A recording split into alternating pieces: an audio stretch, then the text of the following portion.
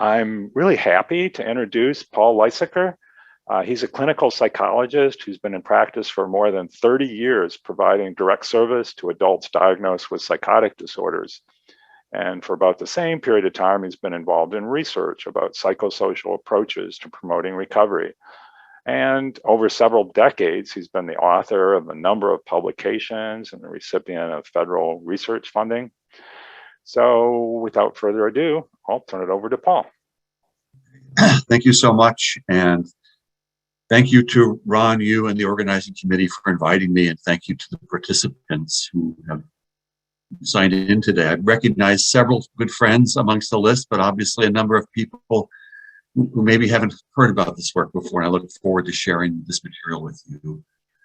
If there's maybe a first point on the slide, it's my email. I'm happy to respond to any and all people who would like to talk more offline about this, or if you're interested in learning more about how to get training in these techniques or to share some of your concerns or questions, please feel free. It's plysaker@iupui.edu. And please, again, feel free to write to me freely and liberally. I thought I would begin by I'm going to be talking about an approach to psychotherapy for adults who've been diagnosed with psychosis. And I thought I might begin by giving you a little bit of a historical background about how I became interested in this and how I've become as involved as I have in trying to understand and think about these issues.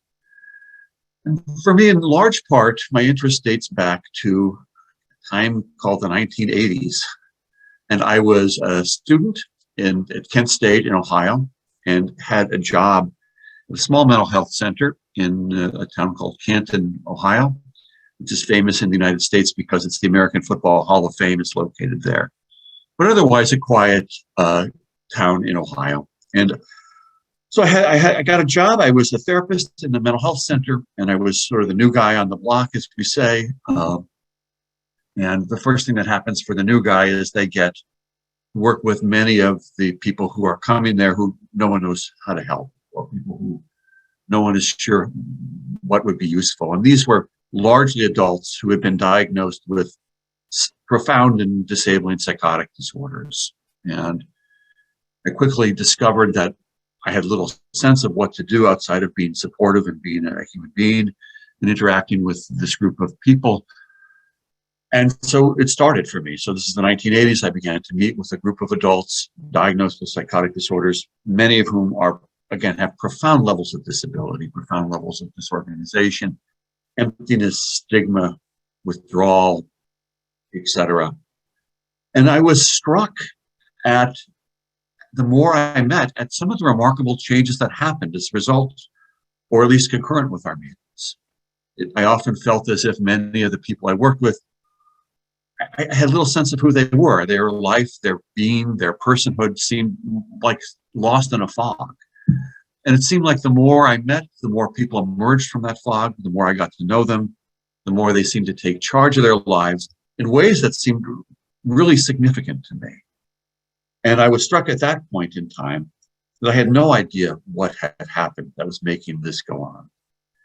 I think there were plenty of ideas about generic support and maybe some ideas about sort of the self, but what was really happening? And in fact, what was actually even changing that these remarkable things were observed by me? So the work I'm going to talk to you today is really grown out of an effort to understand what can happen in psychotherapy that really promotes recovery for people, regardless of the acuity with which they're afflicted by something that could be called psychosis. I want to do that in order to make it available as something we can think about and study, but also something that can be described and used by people broadly. So let's see if I can. Here we go. This is a copy of a picture of the manual. It's available on Amazon. It describes in a little more detail what's involved. I want to mention that this work, while I've just given you a snapshot of me as a much younger person struggling with these issues in Canton, Ohio, this is work that's been taken on by a number of close friends and colleagues all over the world, including several who have signed in today. And this is really part of an ongoing larger network of people trying to think about what is happening in recovery and what could happen in psychotherapy. And this is actually a small list of the people. The list could get larger and continues to grow. So what I'm going to be talking to you today about is a kind of therapy. We refer to it as MERIT. That stands for Metacognitive Reflection and Insight Therapy. And just to give you a hint of what's to come, the goal of this is to enable persons diagnosed with a serious mental illness to make sense of emergent challenges and possibilities in their lives, to decide how to manage and live with those challenges and possibilities, and ultimately to promote meaning-making, agency, and a sense of community membership. I think more than anything, this is what I hope to share with you today is less about what you should do and what should be more about how you think about what you do.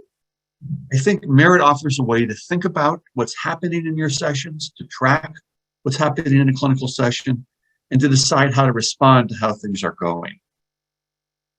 Now, certainly, the ideas here may lead you to emphasize certain aspects of your practice and de-emphasize others. But I think this is also about making visible the processes that support recovery and that may be key to what goes on in a successful therapy session. Ultimately, the ambition is that this is laying bare some of the things that were happening in these sessions in Canton, and that I think happen in sessions all over the world and have happened with skilled psychotherapists and recovering persons for decades and decades. I want to start with a couple caveats. Diagnostic labels are controversial. Many people resist the term schizophrenia. In Europe, people have turned to psychosis. Other groups have developed newer terms. I tend to be more comfortable with the term schizophrenia and psychosis as it reflects alterations in how a person experiences themselves and others. This is really not a therapy that's about symptoms, though. It's also not a therapy necessarily about skills. And it's also not a therapy that is about sort of larger slogans. It's much more about the experience of a person and their interpretations of that experience, about how people make sense of a life full of challenges and possibilities that follow or precede a diagnosis of psychosis, and how they live with it.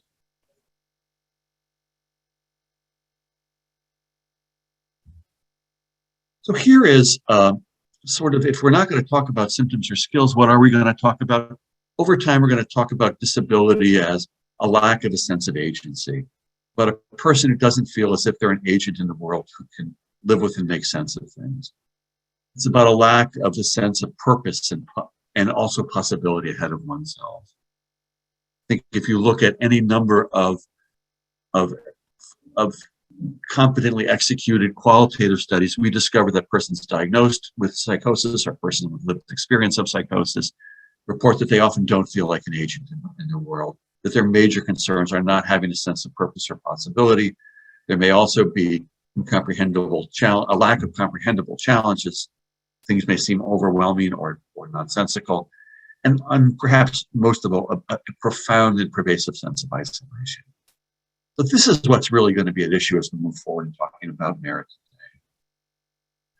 And the goal of MERIT is self-management, that people make sense of their challenges and decide to live with them in ways that make sense for them and their communities. And that self-management is always about the development of agency, purpose, possibility, comprehensible challenges, and ultimately community membership. I do want to say this is in some ways, I want to acknowledge throughout this, a lot of this is not profoundly new. In fact, it is an attempt to describe in a somewhat more systematic way much older ideas. And in fact, if I think about Boiler, who coined the term schizophrenia, what he really wrote about was that thought becomes fragmented, that there is a disintegration or a lack of integration among thoughts. This is what he refers to as disturbances in association. Same with fragmentation or lack of integration among emotion. He refers to that as disturbances in affect. And fragmented desire or wishes and hopes that are not fully integrated. And as a result, the experience of the self and the world loses comprehensibility, it becomes incomprehensible, and there develops a kind of impenetrable aloneness, which Bleuler called autism during his time. So I think, here we have something that is quite similar to what Bleuler originally tells us, but it also matches emerging and very important qualitative work that takes into account the voices of the persons. So what are the barriers, though, to thinking about this? What are the barriers to taking this model here and moving forward with it? Well, I think we need to understand what are the disturbances in agency purpose. What are the things that underlie those disturbances? What is the source of them? And most importantly, and what's going to be essential for the rest of this talk, is how to measure these. You can sort of have a sense of what it means to have a set of fragmented thoughts, emotions, and desires, but how could you quantify that in a way that was respectful to the person experiencing it, but that also is scientifically sound? So the talk is going to be, from here on out, divided into 3 sections. The first I'm going to use the term metacognition to describe the processes that lead to fragmented thoughts, emotions, wishes, and aloneness. And then talk about supporting research. And ultimately, we're going to come to talking about our treatment, which is merit. I'm going to pause at the end of each section. And if there are questions that you really would like to get an answer to before we move further, I'll offer you a chance to do that. We will end with 30 minutes for Q&A also at the end of this, though. So I want to make sure that you have a chance, though, if there's something that seems just unclear, and it would help to get some clarification, do that earlier on. All right, so I'm going to use metacognition as a term to describe what's going on underneath all of this stuff. And this is a term that was originally used in educational research. It was meant to describe how learners make sense of their own learning. It was later used in psychopathology research to describe how people form ideas about themselves, how they relate to their own thinking, their own reactions in their bodies, how people monitor and think about what's going on. And across all of this research, it always involves thinking or forming a sense of what's happening with oneself, and also monitoring and changing behavior. It's how we sort of know what's going on. It's the process by which we know, in which we think about ourselves, wonder what we're up to, and wonder what we should be doing. I think it has really important properties I want to just go over in general. It is always ongoing and responsive. In other words, metacognition is not just what you do late at night when you wonder about your life, but if you go to a restaurant and someone is rude to you, you wonder, what sort of person do I want to be? How do I want to respond to this?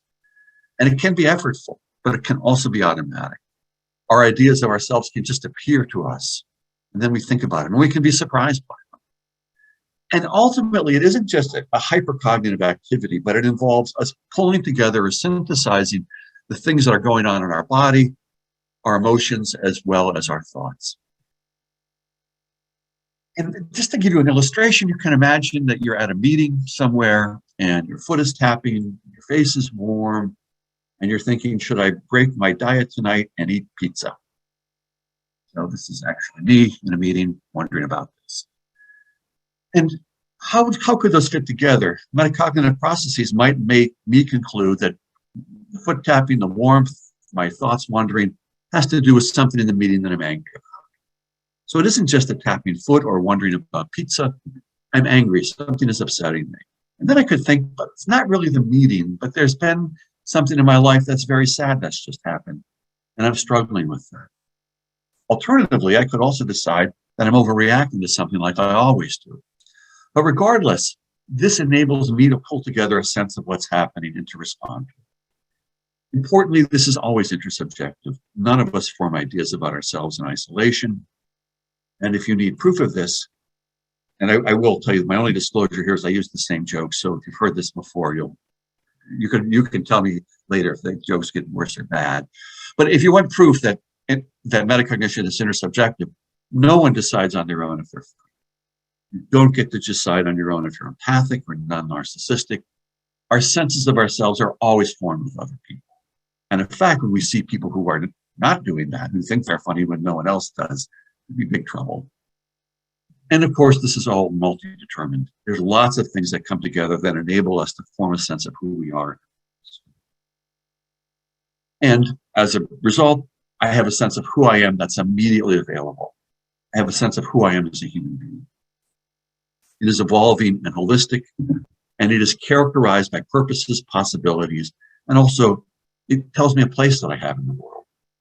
So my sense of who I am is not just my age or gender or ethnic background or interests, tastes. It's a sense of what am I doing in the world as a human being? What are others doing too? And what are our places? And this is the same about other people as well. The sense of myself and others becomes available as a and accordingly, I can have individualized responses to challenges that make sense for me. I may overreact to certain things that you don't, and vice versa. I may avoid certain things you don't.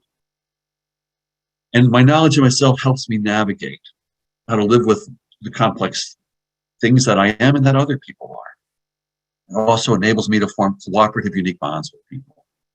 Everyone is different. The names of the people who I know and am fond of who showed up on the chat, I mean, they're all different. I react to each of you differently. And if I treated you the same, there would be no really hope of any sort of cooperative bonds between us. And then, of course, ultimately, metacognition allows me to have a sense of the greater good and how I belong in the community. What is the larger thing I'm part of, which is our human community around me? If metacognition fails, if I become unable to do these acts, then there naturally becomes a less coherent sense of self and others, a sense of what is the purpose? What are the possibilities? And there's also no apparent place in the world as clearly. How am I connected to other people is unclear.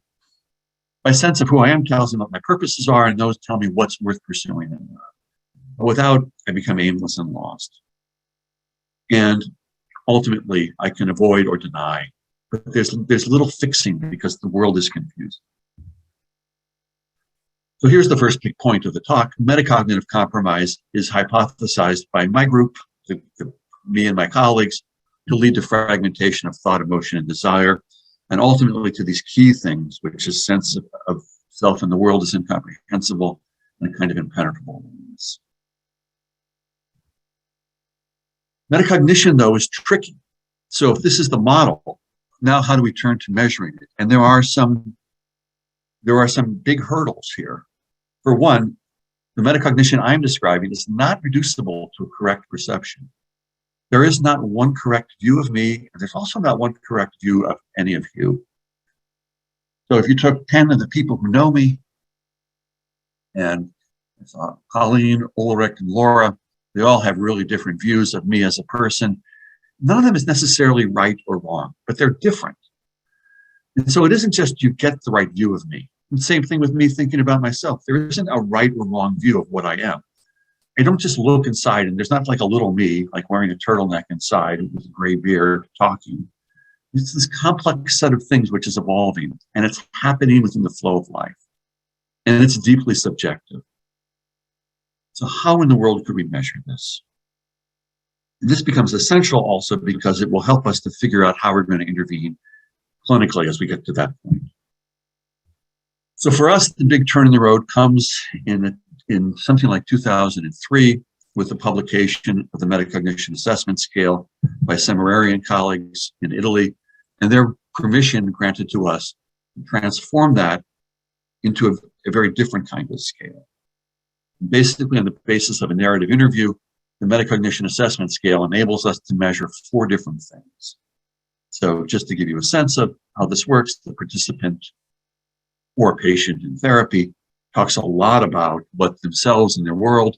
We form a sense of to what extent is a sense of self integrated versus fragmented. This is a dimension of self-reflectivity. To what extent are ideas about other particular people fragmented or integrated? To what extent is there a sense of the larger community, or is a person sort of haunted by centrality, or the sense that they're at the center of everything and there's no bigger picture? This is decentration. And finally, mastery refers to to what extent can a person use their unique knowledge about themselves to decide how to live in the world, to decide how to live with pain, how to respond to pain, how to deal with trauma, deal with limitations, as well as hopes and dreams that are cherished. So this scale enables us to fit a number. and to estimate a person's ability to form an integrated versus fragmented sense of themselves. This is not to say, though, that people diagnosed with psychosis who experience fragmentation don't have a sense of themselves. Of course they do. Absolutely, yes. Always. But that sense may be more in pieces, where it's less clear how they fit together. If you're interested in learning how to use this scale, we share it freely, and we also share without any cost exercises you can do to learn how to use it. Contact me and I'll send it to you. So just to give you a sense of how the scale works, items are metacognitive acts. They're in order of increasing complexity. So performing an act requires that you can do the act below it. So each act is a more complex integrated sense of who I am or others are. Lower scores are more fragmented experience, higher scores reflect more integrated experience. I'm not going to go into a lot of detail, but here are items for the self-reflectivity. Just to give you a feeling, if you want to look at this, to get an idea of how this works. And you'll see that at the highest level, a person's thoughts and feelings are connected in different ways across their whole life story. In the middle levels, there may be struggles to distinguish individual thoughts and feelings. And at even the most fragmented levels, it's difficult to tell what's in my head versus outside. And again, I'm not expecting any of you to master this, but this may give you a taste of what this is like. So back to the main theme, fragmentation of experience. If we look at it metacognitively, can involve poor self-reflectivity, poor awareness of others, centrality, or the sense that everything is coming at me. There's no larger world that I can fit into, and struggles with mastery, or no sense of how to respond to what's happening. And as a result, there would be lack of agency, lack of possibility, lack of comprehensible challenges, isolation, and a disconnection from one's community. And I guess I'll return, and you can see this is more than someone having a lot of symptoms. It's more than having a strange belief. It's more than not being sure how to negotiate a certain social situation. It's the collapse of an unfolding of a life. There are related terms to metacognition, and I think many people have across the years asked me about this. I'm not sure how well I've answered it to date. Mentalization is a common term. There is a paper now available online in BMC Psychiatry that tries to distinguish metacognition from mentalization. But just to give you the short version, there are different components in metacognition. They are not intimately tied and identical with attachment style. They're not intimately or identically tied with emotion regulation, but those are seen as a series of interacting features. Theory of mind and social cognition are also similar terms, but these tend, as they are used in the literature, these tend to reflect getting it right, or getting the correct answer. And metacognition, as we're talking about it, refers to the degree of integration and complexity and an evolving sense. With good metacognition, I don't get it right whether Ron is happy or sad about the talk, but I get a deeper sense of who Ron is as a person and how we can relate. So, big point for first third is if you could promote metacognitive capacity, then you could promote recovery. And maybe that's what's happening in these cases in Canton that I told you about. Maybe this is what's happening when skillful therapists in the 1950s or 40s were doing this. And maybe it's what's happening with therapists across theoretical points of view, cognitive therapists, humanist, existential, dynamic psychotherapists. Maybe this is what's happening that ultimately promotes recovery. In other words, metacognitive capacity is facilitated, and then these are the things that are happening. This is a paper in schizophrenia research cognition. It's available online for free. If you can't find it, write to me, I'll send it to you. There's another paper in the Dove journal, and this is an overview of metacognition and insight therapy. This is also available free online. Here's our BMC Psychiatry paper, also available free and online. And I invite you to look at these or others if you'd like to explore more deeply this thumbnail sketch of them. Actually, one more paper, my friend and colleague, Elodie Hassan Al-Hayyan. This is about the centralness of intersubjectivity to our thinking and ours. What I want to do next is talk a little bit about supporting research. I realize most of you have signed in with an interest in clinical features, but I'd like to offer you some empirical support for this idea that underneath therapeutic action is metacognition before we turn to how therapy can work. I'm going to pause at this point and see if there are any burning questions that you really would like to ask now, in which case I'll happily try to clarify perhaps things I've glossed over or been unclear about. Yeah, Paul, one of the questions I think you just answered, because somebody asked is whether merit was bound to a specific type of psychotherapy like CBT, or can it be applied to understand like a psychotherapeutic process regardless of technique? And it seems like you were saying regardless. Sure. And we'll definitely talk more about that, but the answer is absolutely yes. It's meant as an integrative framework to think about what the processes are that are promoting health and wellness, and to think about what's actually happening when you talk to someone. All right. And then there was also a question if there's any difference in looking at or working with drug-induced psychosis, if that makes a difference. That's a really good question, and that's something that we plan to look at in a future study. My answer is going to be, in a simple sense, no. The merit is less concerned about what causes the disruption in metacognition, and it's much more interested in metacognitive processes and how to support their return. It also thinks that there can be you can end up with these problems for multiple reasons: stigma, perhaps alterations in basic brain process, head injury, severe trauma, social isolation. Any number of factors can compromise metacognition. And merit is not concerned about the root causes. It's really concerned about the restarting of metacognition and the formation of a sense of one's purposes, possibilities, and place in them. Okay, that's probably good for now. Somebody's curious to hear described a skillful intervention with a difficult to reach client. I'm not sure if you'll get to that, but well, I hope so. I hope that this is a treatment regardless of acuity, and the metacognitive model enables you to scale down and meet the patient where he or she is. So I hope to describe that. Great. Well, that's the question. But it actually helps. Yeah, it actually helps real people in real life settings. All right. So a couple of quick research questions. First of all, I've suggested metacognitive deficits underlie things in psychosis. Is there any evidence for that? It's a paper in Israel comparing adults diagnosed with schizophrenia to people without psychosis, finding far more fragmented senses of self amongst those diagnosed with psychosis. This is in Israel. This is in Italy. Now there was the third group, which is a group diagnosed with bipolar disorder. People with schizophrenia here have the most profound levels of fragmentation, followed by persons diagnosed with bipolar disorder, followed by community members without a psychiatric diagnosis. This is a paper comparing adults with psychosis to adults with post-traumatic stress disorder, finding less severe difficulties with post-traumatic stress disorder, but still some significant, really profound issues with metacognition for adults diagnosed with schizophrenia. This compares people with substance use disorder, not necessarily drug-induced psychosis, but we do find decrements in metacognition and substance use. They are less severe than those found in persons diagnosed with borderline personality disorder, which are less severe than those diagnosed with persons with schizophrenia. An interesting point is that there do look to be different profiles in this paper.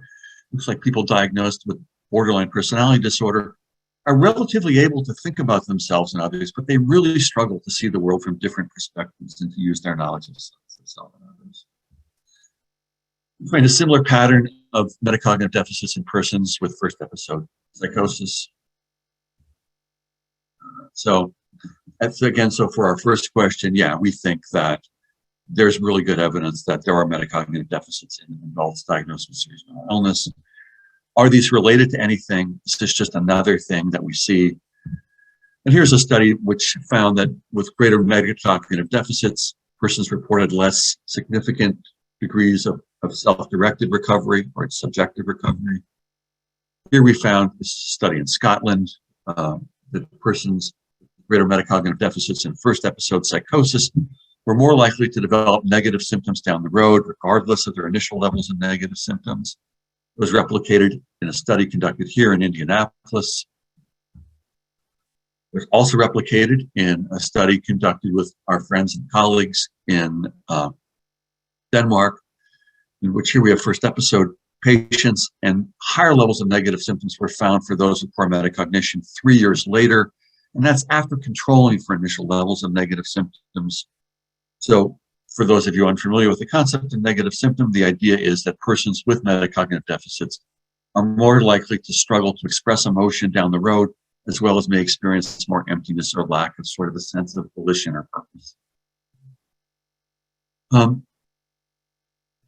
We found similar problems with negative symptoms in a more recent paper in a Russian sample. And here's a model of how metacognition may end up playing a role in functioning. This is published by my friend and colleague, Lauren Luther, now in Georgia. And I apologize for the busyness of the slide, but this is a structural equation modeling with well over 100 participants. And we see that with poor metacognition, there are decrements in intrinsic motivation. In other words, it's harder to engage the world in a way that seems intrinsically meaningful, leading to functional problems. And this happens regardless of age, education, symptom severity, level of executive functioning, and also social cognition. I think a picture of what we're sort of looking at here, as far as how metacognition may play a role, and why it might be a target for treatment. Here is, again, some larger set of studies, but other things that have been found to be related to metacognition and severe mental illness, including issues with forensic history, stigma resistance, a sedentary lifestyle, reasoning biases, less self-compassion, more fragmented or tenuous senses of autobiographical memory as well. You've heard about this a little bit, but you'll see that this is research that's been carried out in a number of different sites. Most recent sites include a paper published by colleagues in Tunisia. It's a published paper last year from India, and several papers from our friends and colleagues in Russia, and other ongoing research in other sites as well. What sort of you might wonder about is how could this be appearing to be, how could we find similar patterns across different cultures? And I think it's because metacognition is not about the contents of how I think about myself, but the extent whether I can organize those contents into a coherent sense. Big question, though, for this group is, can metacognitive capacity improve over time? Is this something that we can see meaningful change? Or have we once again found yet another thing that people diagnosed with psychosis may struggle with? And I'll talk you through two quick case studies that provide some evidence that metacognition can change with competent and careful psychotherapy. First is a case of a man we refer to as Grieg. This is not his real name. He was a man, profound positive symptoms, had incredibly disorganized speech and behavior, and impairments in neurocognition, had been diagnosed with psychotic disorder for decades, took multiple forms of medication, and lived an isolated life, far from, and had with few regular connections with others. When we start to meet, he has no sense of what's wrong. He's not even sure why we're meeting. But as we meet, he begins to develop a sense of what his challenges and possibilities are, and he decides how to live with and manage those. In parallel with the first slide, what he decides for him is that he's lost the sense of how to love other people, and he isn't sure that he could love other people. Then he decides how he might love people and manage that. And consequently, his social functioning improves, his symptoms start to vanish, and he starts to direct his own life. But the key question is that about a change in metacognition? So what we did is we looked at his psychotherapy transcripts, and someone rated each transcript for metacognitive capacity using the Metacognition Assessment Scale abbreviated.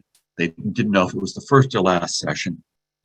Here's a picture of how Grieg's metacognition improved over time. You see the months on the bottom. This is 2.5 years of therapy. I am the therapist. We are meeting once a week. There are no hospitalizations during this time or major changes in medication. Higher scores on the Metacognition Assessment Scale indicate more integrated sense of self and others. And you'll see a very slow progress in which Grieg is slowly forming more and more coherent integrated senses of themselves and others, that there's a period of plateau and then it really takes off. You'll also see that there's a lot of up and down. And so if you're the therapist, who is me at 14 months, it seems like we're back to the beginning. I can't understand what Grieg is telling me.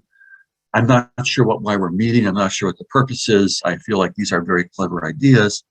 If I'm ever invited to a fancy party, of which I'm sure there are, but I never seem to get invited, but should I attend a fancy party, I think these are clever ideas and they'll woo my hosts and fellow guests, but it's a fraud. I'm feeling like this isn't working. Yet I stick with it, and Greek starts to make sense.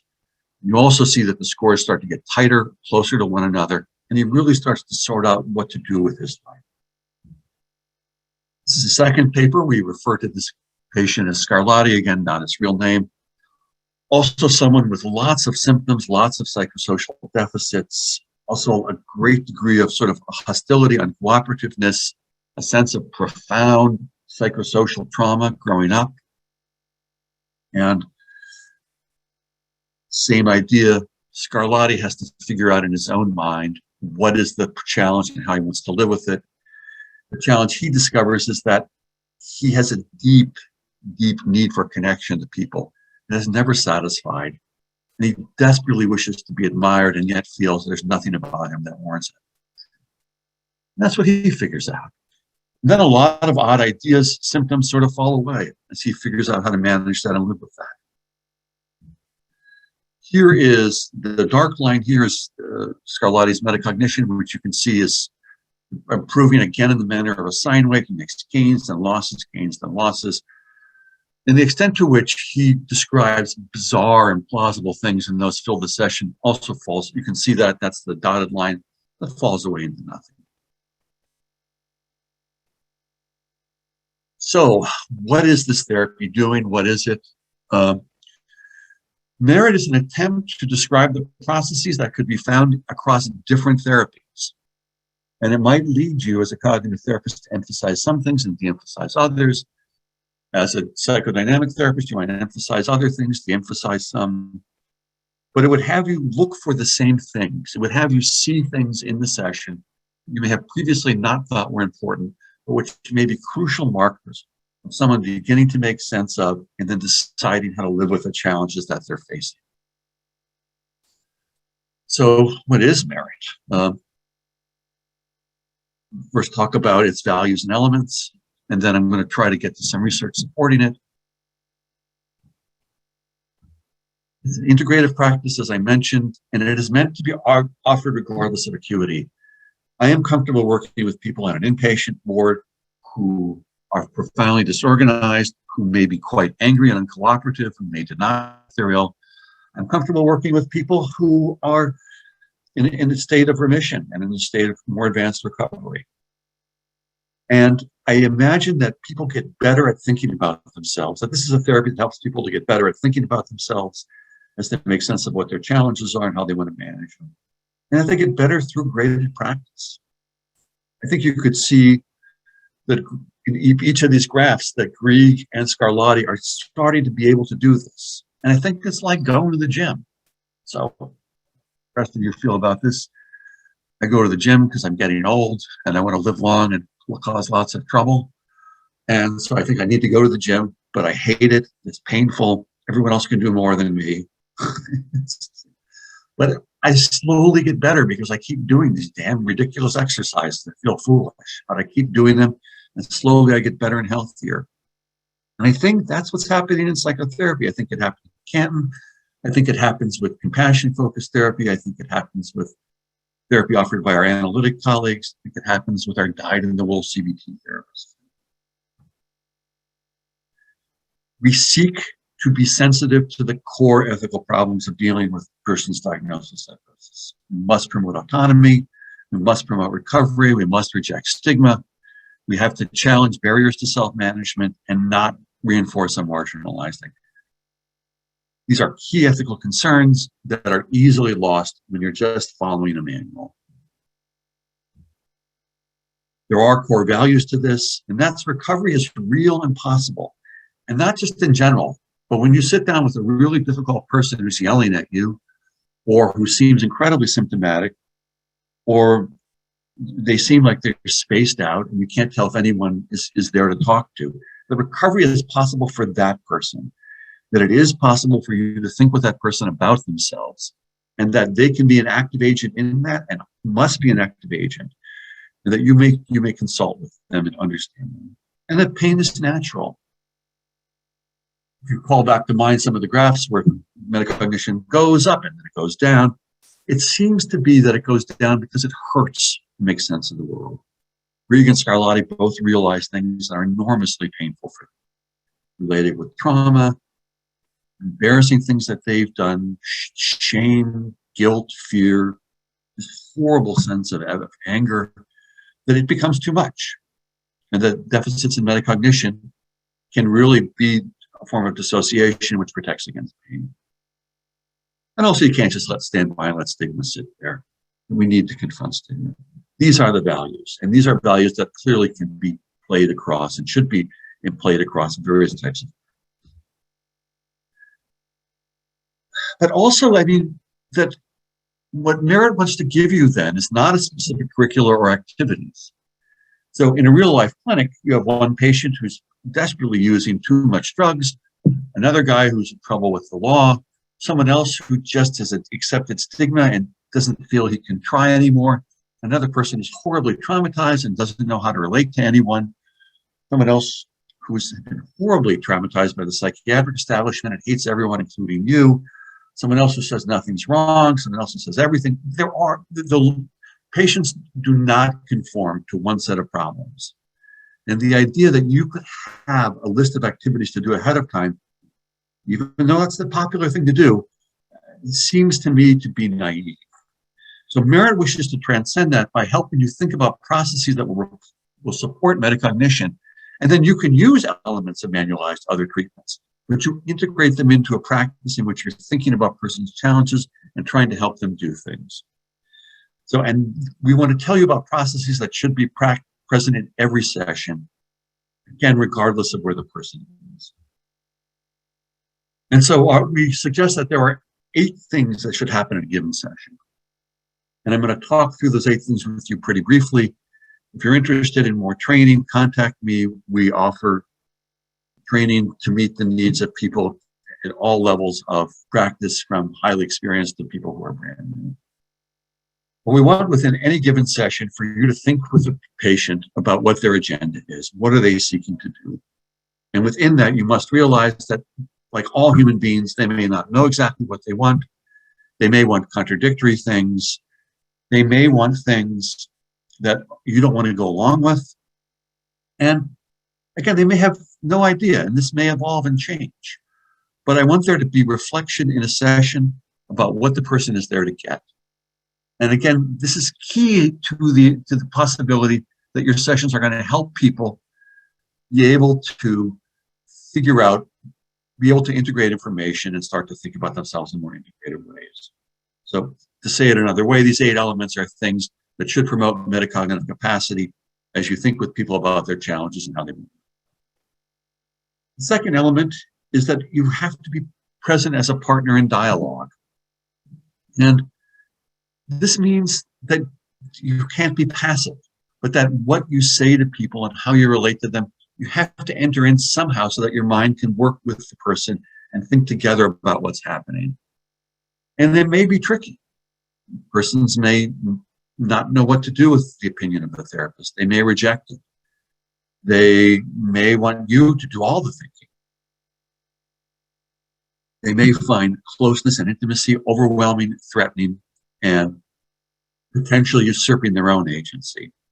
So there has to be some effort in every session to enter in as a partner in dialogue. In the guidebook, there are ways to measure whether you've done these things or not. And what you'll see from those is that you don't need to establish the correct agenda. You don't need to fully establish yourself as a partner in dialogue, but you need to try in each session. Regardless of what you're doing, you need to wonder what that person is there to get.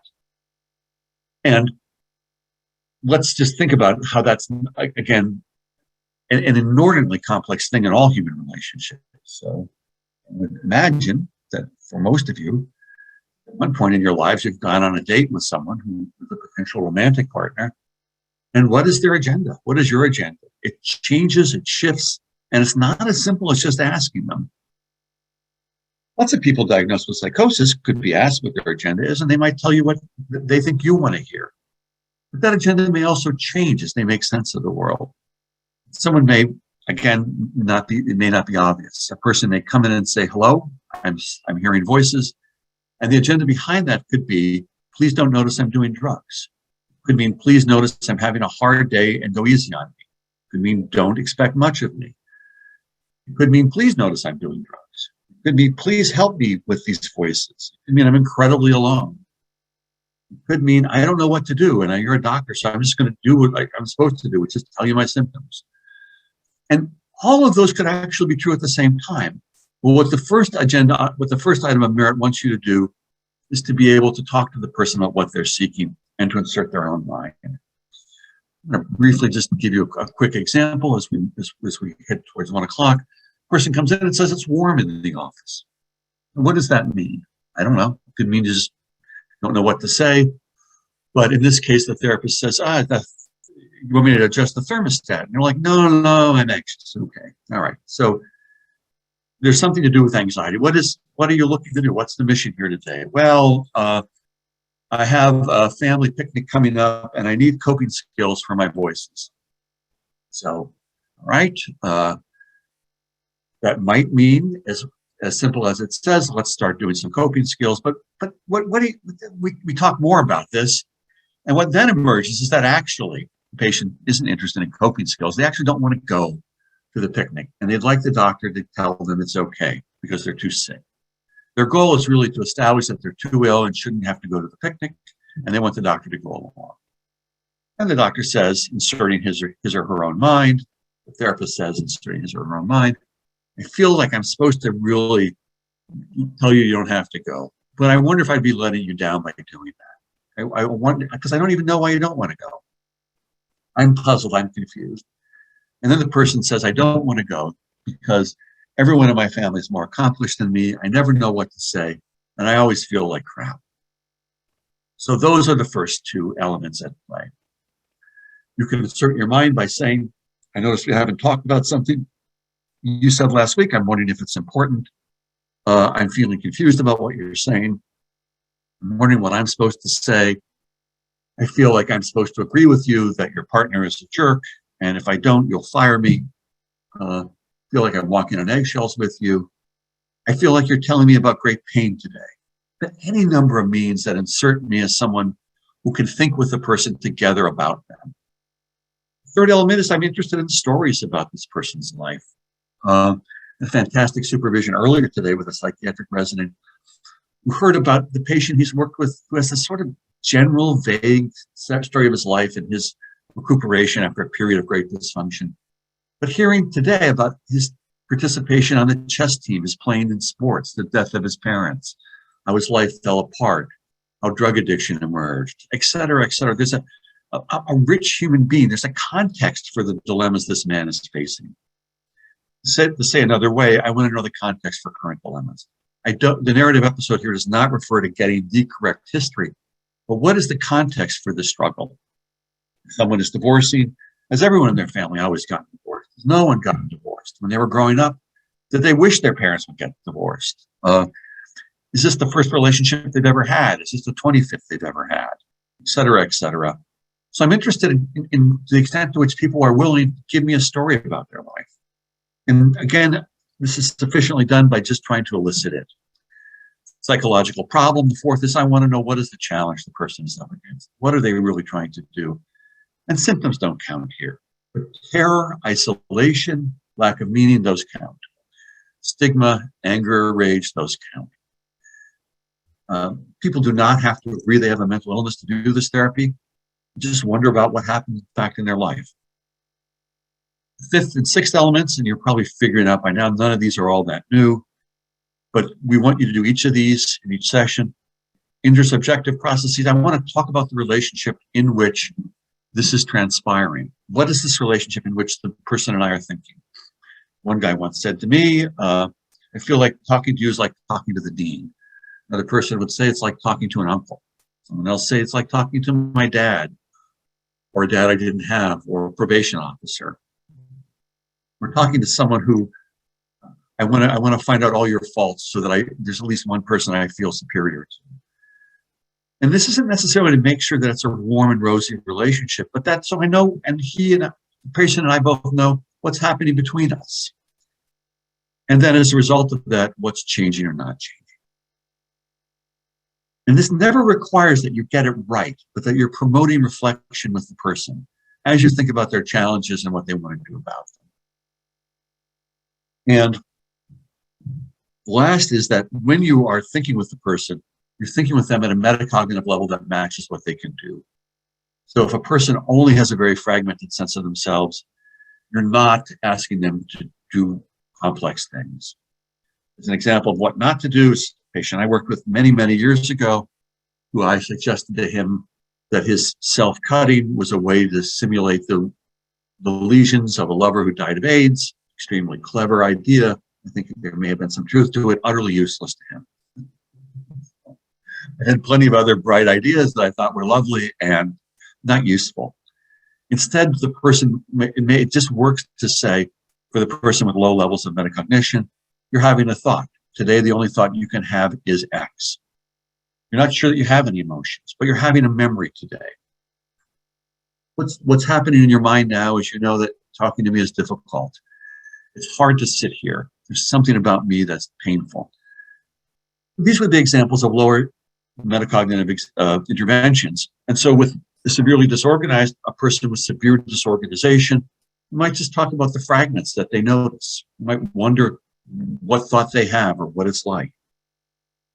And you would be patient and not ask for there to be a coherent or rich picture. And the same thing with thinking about how people live with or manage issues, which is mastery. That your intervention should match the level. And this enables merit to be offered to people, again, who can appear quite inaccessible to therapy, offered to people who often people say, well, the person has to become stable first. And we reject that. We reject that a person has to become stable. That it is possible to think with people about what's going on as long as they're willing to and willing to do that, even if it's at the level of small fragments. I talk through what supporting literature there is for this, and then we'll go to questions. There are obviously some commonalities to other therapies, warmth, respect, trust, etc. And I am going to skip over these slides that compare it with other sort of therapies. We can talk about that more if you're interested. Been a series of qualitative studies where we actually ask the person who's receiving this therapy what happens as a result of it, what can you do? Here we compared this group to another group who received supportive therapy. And our finding was that people who received merit reported that they could manage pain, didn't necessarily have less, but they could live with pain, that their life story made more sense, and that they were an agent in the world. This is a study, qualitative study of adults who received this therapy in the Netherlands. People talked about living more consciously, being able to make more sense of what they were doing and feel as if they could guide their lives. This is a quantitative study. We looked at 20 adults with first episode psychosis who denied they were ill. We offered 10 of them merit and received treatment as usual. 8 of the 10 completed a 6-month trial. These are people who oftentimes are thought to be difficult to engage in clinical settings, but these people came regularly for their therapy, or 8 of the 10 did.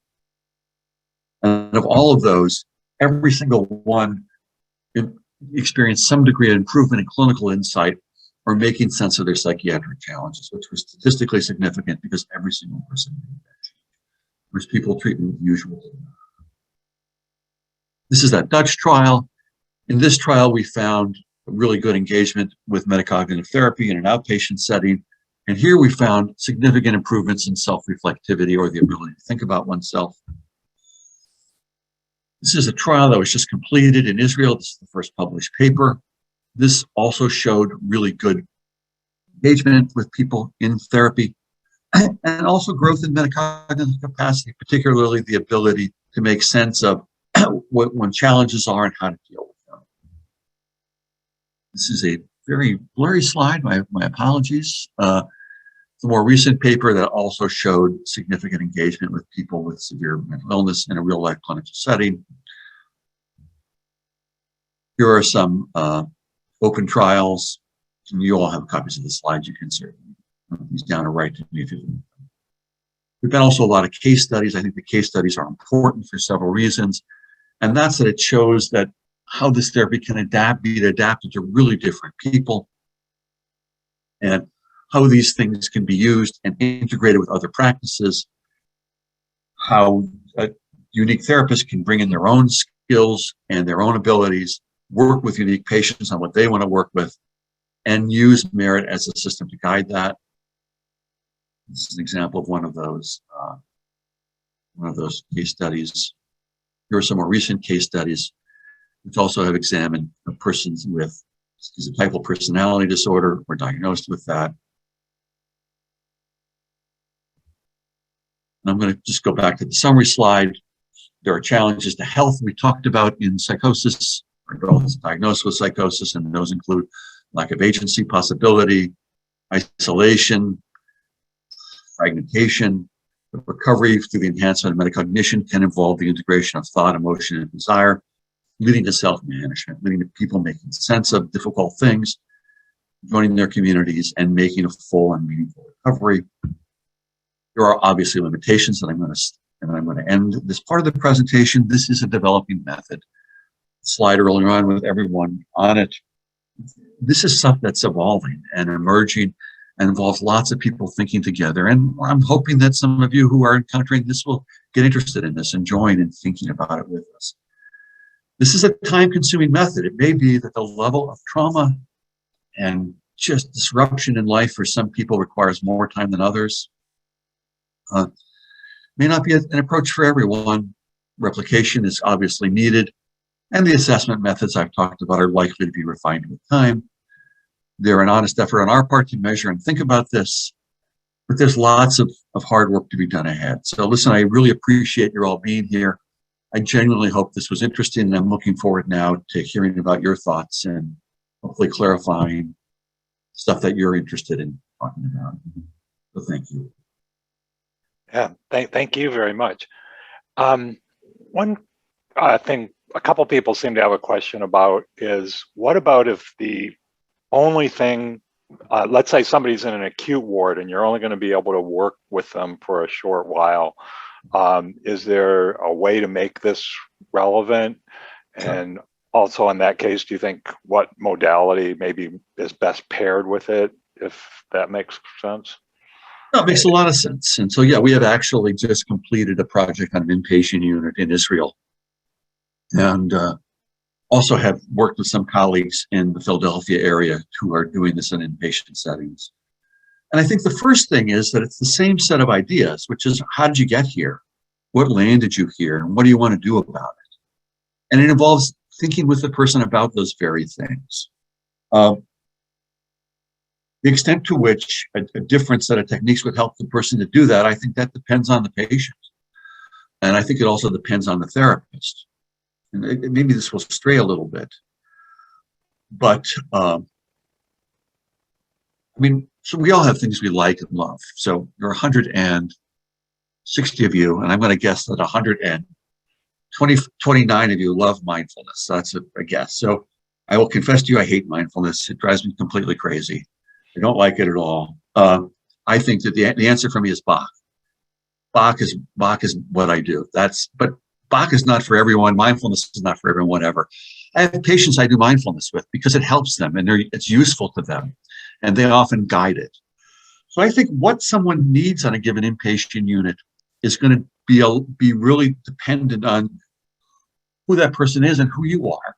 So take a guy and he says, I'm here because I ate a pineapple 8 years ago and it exploded in my gut, and none of the doctors will pay attention to me. All right? I try to understand like what are the sensations in your body? What are the doctors you wish would pay attention to you? What do you notice about the doctors? Is there any hope of ever getting out of here? Have you ever been in a place like this before? Can you tell me a little bit about yourself? Who is the guy who ended up eating this pineapple?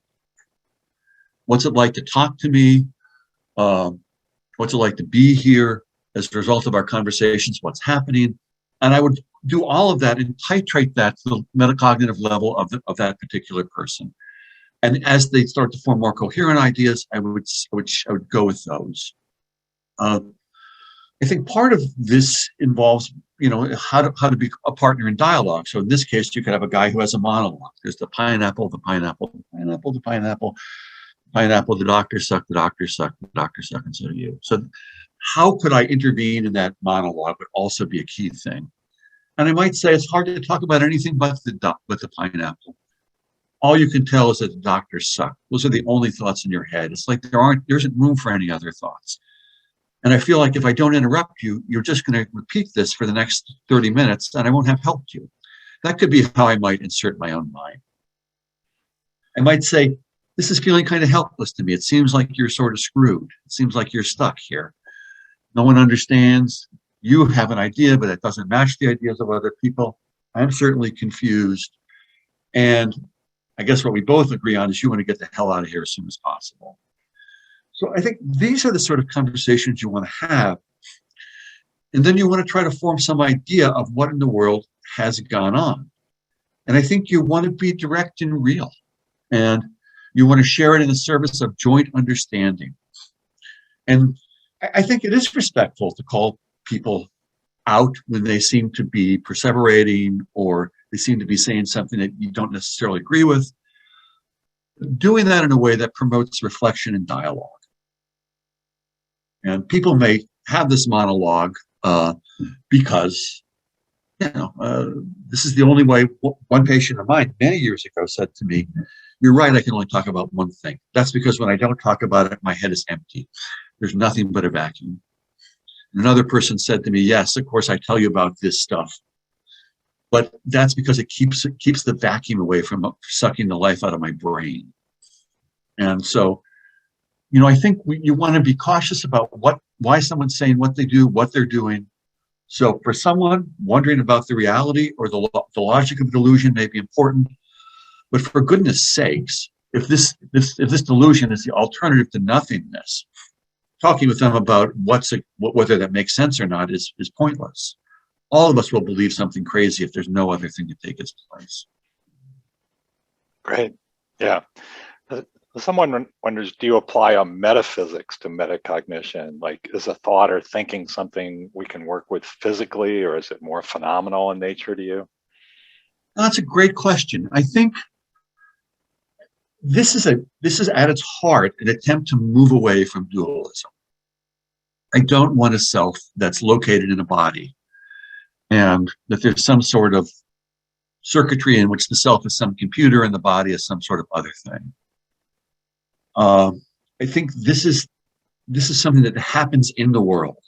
I know who I am because I experience, as William James says, I don't just have experience in the world. I experience myself experiencing the world. And my experience of myself includes what's in my body. It includes my thoughts. It includes my memories. It includes the emotions that I have. Several years ago, I remember I was visiting a group in Denmark who studies autobiographical memory, and I wandered in to see them. And I have a particular autobiographical memory as I'm wandering in to see them. And I wonder, why am I having this memory? Why this memory now? What's in my body? What's going on with me? What's happening? What is the nervousness in my body? What am I thinking? What the hell am I doing here? Am I going to embarrass myself? All that sort of stuff is I want. So to know yourself is to know yourself as you are in the world. And there's an iterative process in which there's action and then interpretation and more action. I don't know myself when I don't act. So I try something and it sucks. Or I try something, oh my God, this works. I remember years ago giving a talk at APA, and I'm thinking, oh, this other person, I'm so annoyed at what they're saying. This is so stigmatizing. They're just telling patients what to do. I just don't want to say anything. And then, of course, I realize this is typical me. I get frustrated, and then I shut up, and then that doesn't help anything. And then I don't do that, and things go much better. But it's all because I'm sort of doing things in the world and trying to know myself. I think also in this therapy, the way we know other people is by our reactions to them. So it's the same idea. How do you know which way the wind blows? Well, you see how the leaves move. So the patient who I want to rescue tells me something about what he may want. The patient I want to yell at may tell me something about what he wants. If you want to yell at all your patients, this is like not the right work. If you want to rescue all your patients, do something different. But I have very different reactions to the men and women I meet with. Sometimes I want to go to their house and cook for them. I don't do that. Other people, I want to yell at them and say that was dumb. I don't do that. But for the person I want to yell at, I might say, I feel like today I'm supposed to yell at you. Am I supposed to yell at you? Because I don't like yelling. And what the person ends up saying is, yeah, I think you should yell at me because I'm really dumb. Or another guy said, what I want you to understand is there's so much rage in my mind, I can't contain it. It's just threatening to make my mind disintegrate. So none of this allows, all of this is an interconnected, intersubjective, embodied experience that's in the moment and we're doing things. I only know the other person's there because I'm affected by them and they're affected by me. I'm not sure how coherent that idea was. I hope those were at least some thoughts that moved towards answering it. Yeah, I think you did. It was very interesting. So someone wonders, like, I mean, you told that story about going to the gym, but they're wondering more generally, is behavioral activation related to increasing metacognition? So my sense is that behavioral activation works if the person's doing it themselves.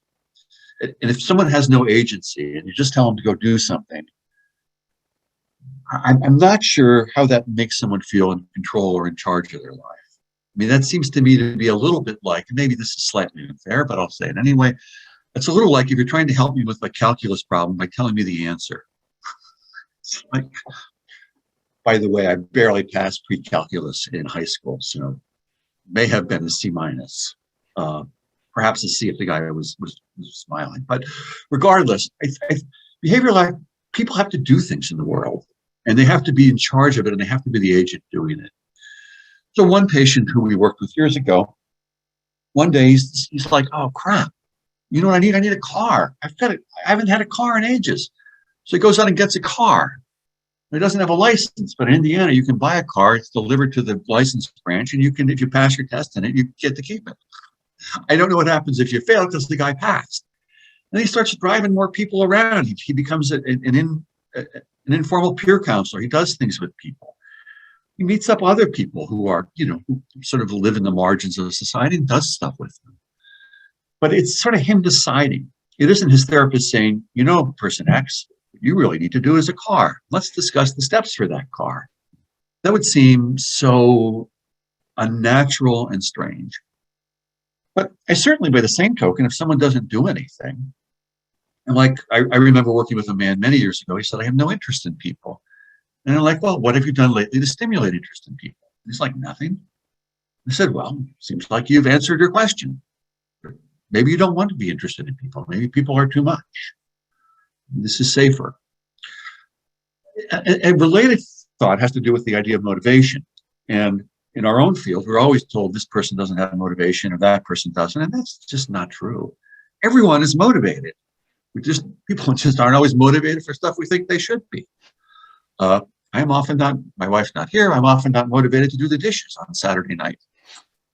And watch another episode of some BBC show I'm in love with, and perhaps drink one more beer, and I'm motivated to do things, but not the dishes. And a person may be well motivated to avoid humiliation or shame or activities that just seem awful to them. Doing dishes is awful. All right. So again, I hope that has moved towards an answer to that question. Yeah, great. Someone wants to know, they see elements of postmodern approaches to therapy and merit, and would you agree? Yeah. Oh yeah, totally. Yeah, I think that, so if you looked at the intellectual roots for this, I think many are strongly constructivist roots, and you could go back to George Kelly, you could certainly go to others. But as human beings, we jointly are making sense of the world in the sense that we construct a sense of things. We construct it with people, we construct it out of many little tiny pieces, but we are fitting stuff together all the time. And it's very much the same point about there's no true me, there's no true Paul, there's no true Ron. I saw Ulrich sign in. There's no true little Ulrich sitting deep within Ulrich. That's the real him. But instead, we pull these pieces together and decide who we are in the moment in response to the world. So I think this is strongly constructivist. I think it also has very strong existential roots. This idea of purpose, agency, possibility, to me, are completely traceable to Nietzsche and his ideas that there is no just one of us. There's no one. Nietzsche says we are no more one person than Great Britain is one person. But there are many parts of us, there are many aspects to what we want, wish, desire, that we make sense of. So good question. I think there's also a link to Kierkegaard as well. Great. Yeah. So can questions about the therapist and their views and experiences be an indicator of self-other reflection in this type of work? I'm not sure if I'll try to answer, but then clarify if I'm missing the point. So I think that my ability to understand someone requires me to draw on my own experience.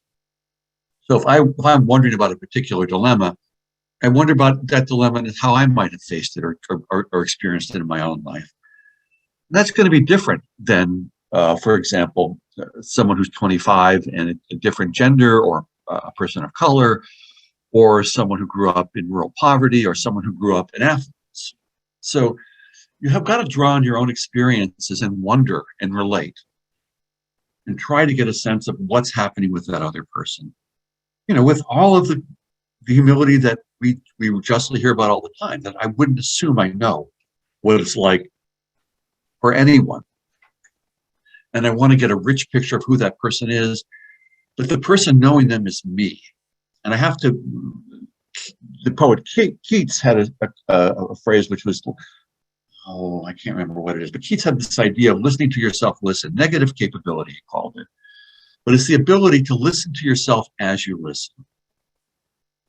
This is an insight, actually, one of my colleagues is my baby brother, John, who's a philosopher at Emory. I just like to call him my baby brother because it makes him mad. But anyway, so he's a philosopher, but there's a rich tradition in the humanities as well, in which we are encountering the world and then thinking about our experience of it. And that's very much what we have to do as unique people. There's a great story of a person who really mastered this, who was actually initially a very unskilled therapist. So I can't tell you her name, it's Jackie. But so Jackie really struggled dramatically to do this. And then suddenly she started to do it at a fantastic level. And she has continued on to really be as profound a marriage therapist as anyone I know.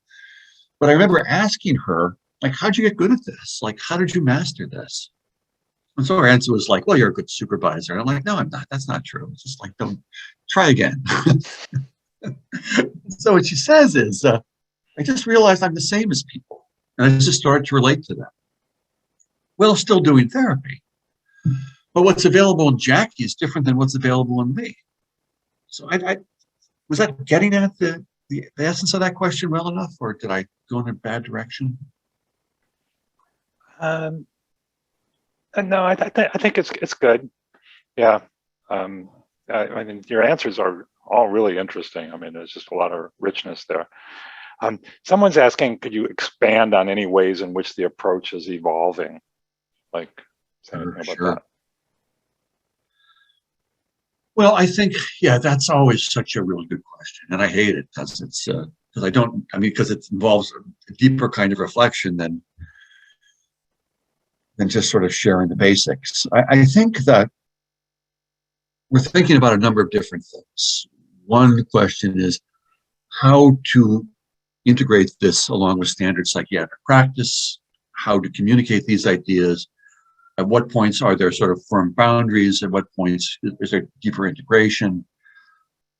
We are certainly thinking more about ethical issues and the promotion of autonomy and not supporting people in having illness identities or supporting marginalized or medicalized views of suffering. We're thinking about the interplay of the different aspects of the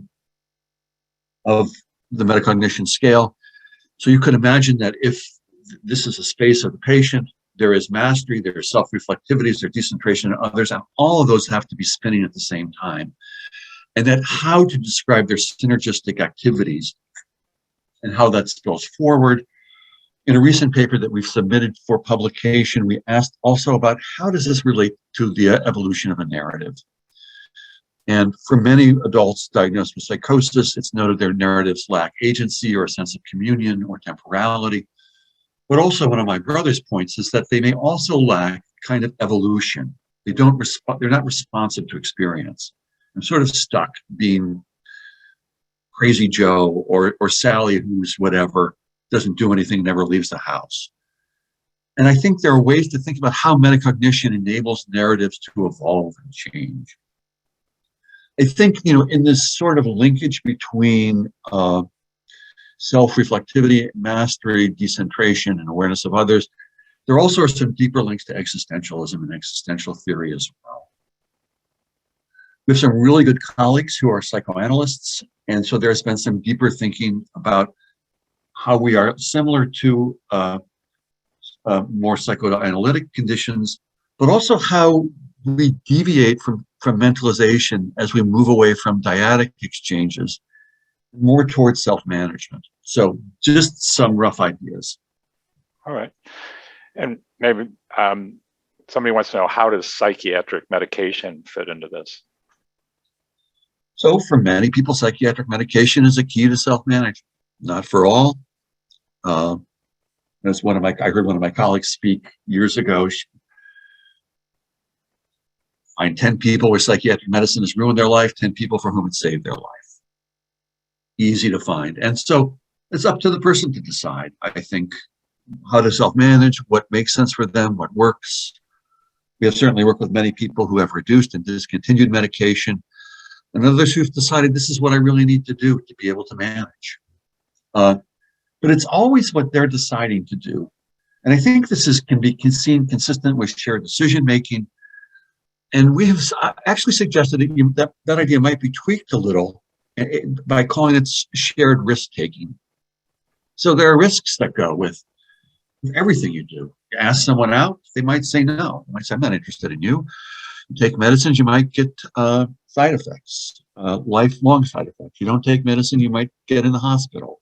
Try to work, you might be humiliated and lose your benefits. You don't try to work, you could be bored and feel worthless. So what are the risks you really want to take? And this is also tricky because all of us work in incredibly risk-averse environments. Like all these people, their whole job is to reduce risk. I bet they're all generally paid more than me. So, but health is about risk. There is no life of dignity without some degree of risk. And clearly medication involves, or the consideration of medication is likely to be relevant for many people who have been diagnosed with a serious mental illness without there being a single answer. Okay, great. Yeah, well, here's one. There tends to be a concern when doing more narrative / postmortem approaches with active psychosis that the therapist becomes a part of the psychotic process. The person says, I once had a person with schizophrenia who came to see me as an angel, and I genuinely believe at times it was unclear for them if I actually was or not. That individual still made a great deal of improvement, but do you see this as an issue or how to get around it? I think that active psychosis is about making meaning of the world in some way. And likely it's called active because it's not a very effective way to make sense of what's going on in the world. So I'm interested when people are telling me about something, what the message is behind that. So if someone is saying, I've realized that if you add up the numbers of a particular name and you look at astronomy, then you've discovered that they're the same numbers in the Space Telescope, and that relates to something else, and I think you're in on it.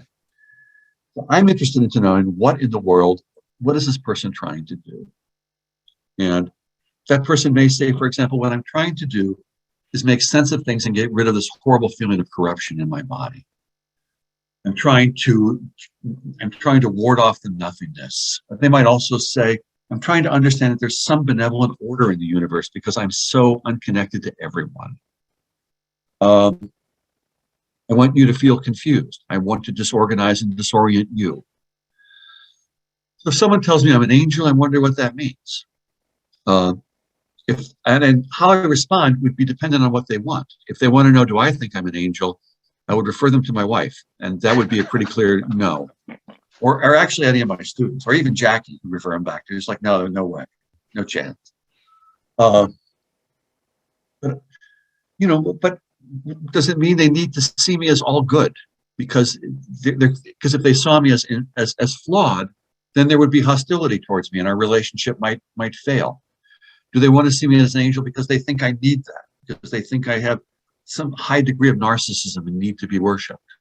Do they need to see me as an angel because it's so overwhelming, and being with me is so powerful and it threatens to annihilate them? And the best answer is I'm an angel. So if someone says, do you believe something? I'll just say yes or no. But also, if people don't ask me, I don't necessarily say. I do try to wonder what I mean to person, and that fits absolutely into one of the core merit elements. And what am I? Am I the dean? Do I need to be stuck with that? The person who, by the way, told me I was the dean, I remember saying to him, I don't want to be the dean. In fact, I would hate being a dean anywhere. And he's like, well, sorry, that's your deal. Well, what could we do? How could we get around it? He goes, we couldn't. I said, sure we could. What could we do? And he's like, well, we could go to Vegas together.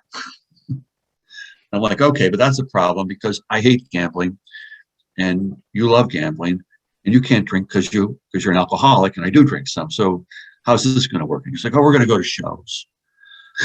So obviously we don't go to Vegas and go to shows, but I think this rich conversation about the relationship is worthwhile. What do you discover if I'm not an angel? What does it mean to be an angel? Was it Lucifer an angel? Yeah, that's great. Okay. This is just more of a comment. Somebody says the meaning-making aspect reminds them of Carl Rogers' concept of an internal locus of evaluation. I think this is also very deeply tied to Rogers and wanting to know what's going on. I think, Rogers did his own experiment in, I want to say, the 50s when he went into a state hospital and tried to do Rogerian therapy, and it freaked the patients out and was largely a disaster. And I think that in Rogerian therapy, it's often not appreciated how threatening intersubjectivity can be and how threatening positive regard can be, particularly with patients who have had severe trauma, in which case warmth can be experienced as threat or a prelude for seduction, and then attack. So we take a lot from Rogers, but I think there was an interesting debate between Rogers and Buber many years ago. And Buber preferred this idea of confirmation, which I want to confirm the potential of the person, rather than just say affirming things necessarily. Because I may think that the way this person is leading their life, not trying anything, they could do more. Mm-hmm. Yeah, great. So someone wonders, can you speak to how this approach intervenes with parroted language that patients might use, such as around goals or road ideas of what it means to recover, such as, Oh, yeah. Well, I think one often key sign that it's parroted language is that I don't have any response to it. I'm listening, and I feel like I should be taking this seriously, but I don't have much of a response. Then I really just ask about these things and wonder how much of the person is just being a good patient and doing the good patient role. They're saying what they think I want. They're saying, so I'll praise them, or I'll do what they want, or they think I'll hospitalize them. And I've tried to talk with people directly about whether being a patient is sort of their occupation. That's what they are. That's the thing they know how to do. And maybe if they didn't have that, they wouldn't know what to do. This is what they've done. This is what they've been socialized to do. They've been taught by previous treaters to say I have schizophrenia, and that's the first step towards recovery, even though it never done anything for them other than that they don't do very much. I remember a patient years ago who had reached for a stick of gum in his pocket. He goes, oh, don't worry, it's just gum. I know I'm a psych patient. I'm like, well, thank you for warning me because I'm terrified of gum. How did you know? And I guess in some ways, what I want to suggest is that sometimes playfulness can be useful in sort of dealing with stereotype speech. And I'll give you one other example, which deviates a little from your question, but years ago, this guy was just giving me all this gibberish, like all this thought disorder. So I'm like getting sick of it. And I'm so like finally say to him, all right, I get the idea. The square root of blue cheese times 42 is on Saturn with Brigitte Bardot. And the guy says to me, this is a true story, the guy says, "Are you trying to copy the master?" And I'm like, "Yeah, what's my grade?" And he just goes like, B minus, which was better than my pre-calculus grade in high school. So, Well, that's so a great story. Yeah. So, but how does anyone get beyond the stereotype things? Like if you're on a date with someone or you're talking with a colleague, how do you get to have a genuine exchange? And that involves some risk taking. It needs to be respectful. Yeah. Okay, here's one. Are there or have there been considerations for merit being used in group settings or as a group intervention? Yeah, we just completed a manual for group intervention. Ashley Schnackenberg-Martin, whose name I finally spelled correctly on the first page, has created a manual for this. And we have 2 papers that have presented some, they're both under consideration for publication, but they have presented some degree of evidence supporting this as a reasonable approach. Basically, it involves soliciting narratives from patients, and then the group discusses them following the merit principles. And we make this freely available to anyone who wants it. If you just write to me, I'll connect you with Ashley, and she'll send the manual to you. If you're interested in trying it out and studying it, we would love to talk to you about that. Very interested in doing that. We've been slow to do it just because I love individual therapy so much that I think it's been a blind spot, as has family therapy also been a blind spot for us. Did you want to say anything about what kind of, I guess you said a little, but somebody asked about what adaptations of merit for the group seemed important to do? I think getting stories, having people recognize and think about their thinking, having them reflect about what they've heard, what they think, having them notice what's going on with them, wondering with the person about the experience of writing, but the experience of the group. It's like the gym again, except for now the activities are thinking within the group. Yeah, great. Hey, I just want to notice the time, and some of you might have to leave. Paul, you did say that if people want to email you additional questions, they'll do that. But we can also stay here and talk for a little bit if you have time. Or that sure, I'm happy to hang out for a while longer. More. Yeah. Right. Yeah. Great. Okay. So someone wants you to say something about the problem of like overbearing professionals that might be like trying to force a diagnosis on someone. Well, I think, yeah. So overbearing means there's no dialogue, right? And it's like anything else. If you talk with someone and they tell you, "I have the answers for you," that's probably a really good clue that you should, like, at least for me, I'll make it about me, not a general. If people approach me and they tell me they have all the answers for what I should do, they generally are not very helpful to me. And I think of the overbearing mental health professional saying, "Here are the answers for you. You should do mindfulness, or you should do these worksheets, or you should take this medicine, or you should stop yelling at people in public," or whatever. Those are never really reflective processes, and they don't spur my reflection. Like the question about what are the developments is something that really spurred on my reflection. Or, for example, Kevin Rice, who I see was here also, we did a project together in Fountain House with a very different group of people who I'm used to working with who've been diagnosed with psychosis. And that also spurred me to think about stuff. And it's a parallel process here in treatment, which is, are we spurring people to think about things, to try to understand themselves what to do and how to respond? And I think involved in this is also the idea that there's rarely just one answer that works across your whole life. So as you can probably all tell, I'm no spring chicken. And the answers that worked for me when I was 30 don't necessarily work anymore. And in fact, it would be kind of bad if I was still trying the same tricks I'd used then. There's a need to adapt. So again, if something about over there. Okay.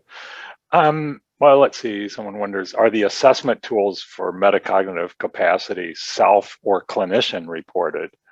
And then they were wondering if they were self-reported, how reliable and valid could they be if the insight was limited? At this point, it's all clinician rated or rated. I think self-report is we've tried and we're still trying, but you end up with this tricky problem of, if you ask the narcissist, "Are you narcissistic?" they'll say like, "No." And if you ask someone who really experiences lots of fragments, some people will say the world is fragmented, but others will say, no, it makes perfect sense. Here's an example. So if you imagine a piece of paper with a bunch of squares and triangles on it, someone with better perceptual reasoning might see a house. Someone, though, with less perceptual reasoning is like, no, there's not a house. They're just squares and triangles. And if you said to them, can you make sense of it? They'd say, sure. I mean, it makes total sense. They're squares and triangles. And you're like, but isn't there a house? And you're like, no, there's no house. You're making that up. So we are still trying through the self-report. It's a struggle. And so, yeah, the idea would be that the clinician is forming in real time some idea on the scale from low to high, the person's ability to integrate information, and then relating to them accordingly. Yeah, great. Okay, so Claire says, thank you so much for a fascinating presentation. And she's particularly curious about metacognition and intersubjectivity and the ways in which an individual's capacity to apply metacognitive perspectives within their communities and worlds is dependent on intersubjectivity, which he believes depends upon relationship and trust and agency, as you described, and of course, degree of trauma, acknowledged or deeply buried. And her question is, in your studies, has there been a measurable and significant variation between those countries or cultures where a culture of community is more strongly embraced and endorsed than in a culture of individualism, as so often happens in the West? That's a fantastic question, and I don't know the answer. There are variations in metacognitive capacity, but they may also have to do with whether treatment involves, more psychosocial approaches. And we tend to see in samples where people are getting active psychosocial rehabilitation, better metacognition than in samples where folks are just on a ward or living in isolation. But yeah, I think so. How intersubjectivity works with metacognition, it feels to me that we're really talking about a bidirectional process. And if I can't fit information together, then I don't have anything to tell you. And if I can't create a picture of you, then I also don't have anything to tell you. But by the same token, if I can't connect to you, then once again, there's no reason to fit information together.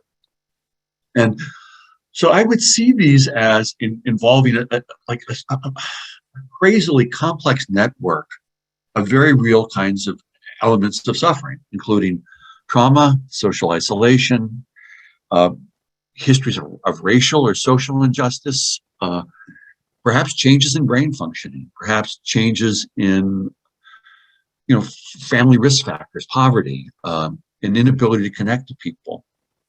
You would notice that one thing I see just in the life stories of adults I've worked with over the years is that it often seems that before psychosis emerges as something that others might diagnose, the connections to other people are lost. In other words, intersubjectivity seems to blink out or to fade as sort of an initial sort of warning sign of a much greater set of problems. Whether that's because of an underlying metacognitive compromise would be my hunch. I don't know that that's the case. This is a pure speculation for just the purposes of provoking thought. Right.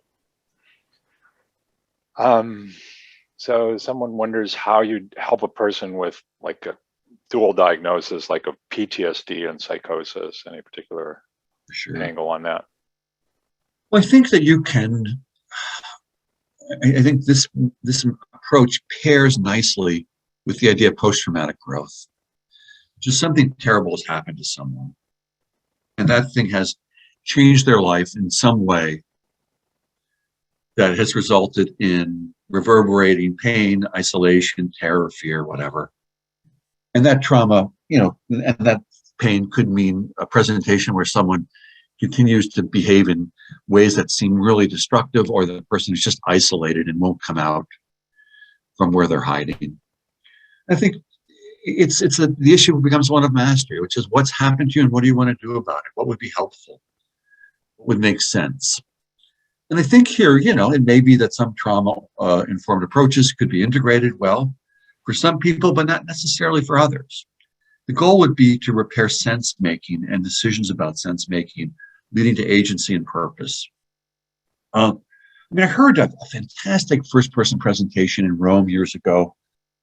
It was a woman who had survived horrific sexual trauma, and she more or less said, you know, this is her public comment, there are certain aspects of psychosocial relations that I'm never going to be able to have because of what happened to me as a kid. It's just sort of spoiled. It's ruined.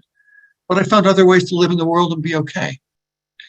And it seemed to me that that was such a fantastic example for someone else who's beset by voices that won't stop. They can find a way to understand why they happen to them, how they want to live with them, how they want to respond to them,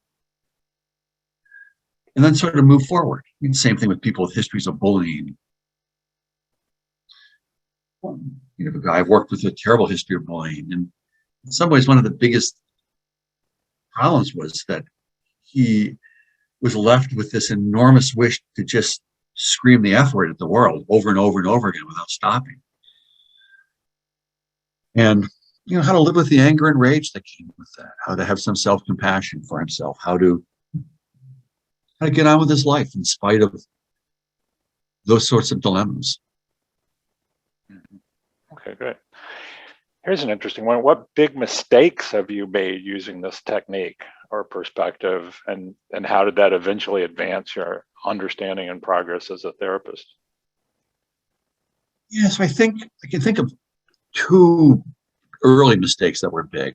I'm sure there are more, but the first was in the case of Scarlatti. He had these really bizarre beliefs about his partner. It made no sense. And I kept trying to say to him, like, oh, what did she feel? What did she think? He's like, I don't know. And for Scarlatti, self-reflection had to rise first before reflection on others was possible. And I think an easy mistake to make is to try to convince someone that some goofy idea they have of other people just can't be true and they need to abandon it and be more serious. And I think, you know, once I finally just thought with Scarlatti about him and his life, then we saw this in the transcripts, then awareness of others began to move up. I think big mistake for me with many patients was early on overtures expressing warmth and concern and care. And I think that was overwhelming and frightening for some people.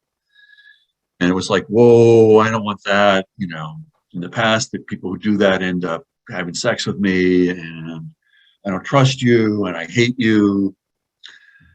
And I think that was an early error as well. And I'm thinking of the guy where I think I finally got it right. Here's an example. So the guy comes to see me, and he's been yelling and screaming at me and just full of rage. One day he comes in and he just seems forlorn and he's quiet. And I've always served coffee to people in my office. I said, "Do you want some coffee?" He goes, "Actually, coffee would be great today." And he's talking, and I'm like, "You know, you're not yelling at me today. Like, do you have a fever? Are you sick?" Like, don't push it. So anyway, I said, "But with coffee, do you want cream?" And he says, "No, I don't want cream because then I'll start to need it." So I think this is a very clear metaphor of he doesn't want my warmth or concern. So you may not want to try this trick in your own clinic. I say to him, "Don't worry about the cream. I've poisoned it." And he laughs and he says, "Thank God we understand each other." So somehow that playfulness and disguising a warm gesture as a homicidal gesture, he recognized what that was in play. And he therefore could accept it. Whereas before I had been arguing with him about whether or not I cared, which again, he felt as threatening and overwhelming. Right. Yeah, I've had people say that what they most despise is things that look nice, but might not be nice underneath. Yeah. You know, and so if you're not really trying so hard to look nice, that they may be actually finding you easier to trust. That's great. I think, well, I mean, I'll just make a quick comment. I think one of the earlier comments about differences in societies too, I think, is that one thing that we're tempted to do is to tell the person, if you just do these healthy things, you'll be okay. Because it's a really just and beautiful world that we all live in. Everyone can thrive if they just follow the rules. And it turns out that's probably not true.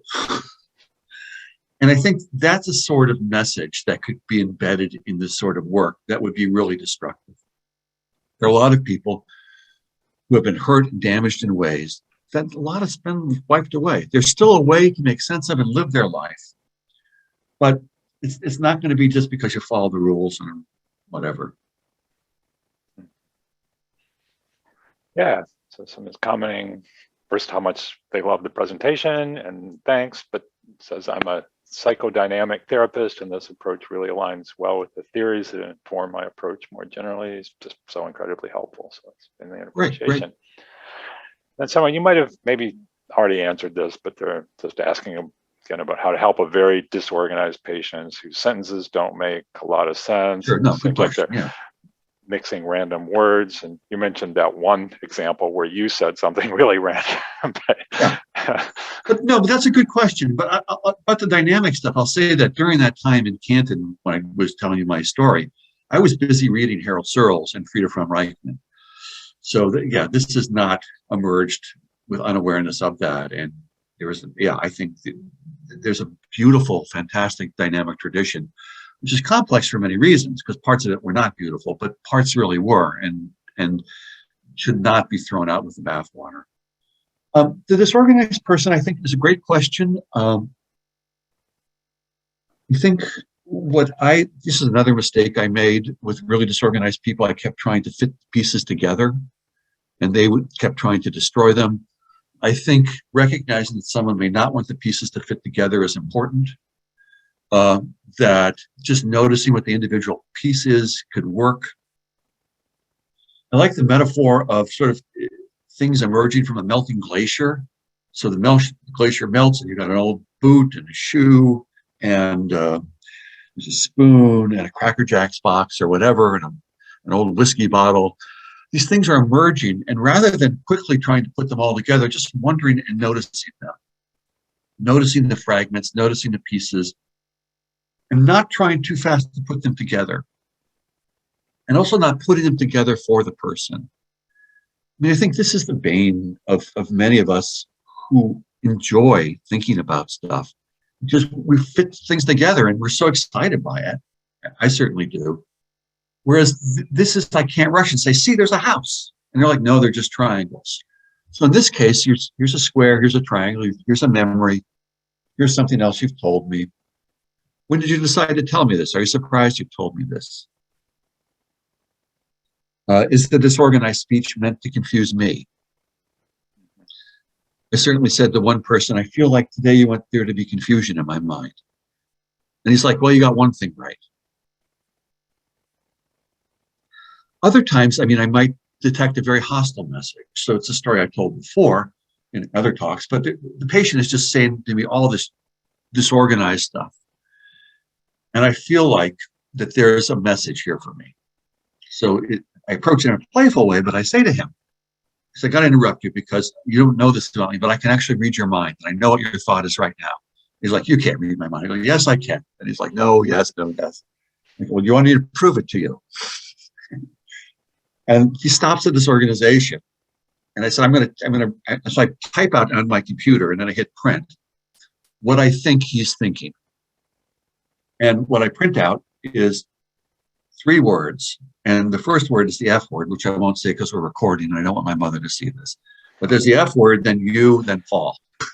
In like 32-point font. So it's like F, you, Paul. And I show it to him. He goes, yay, you can read minds.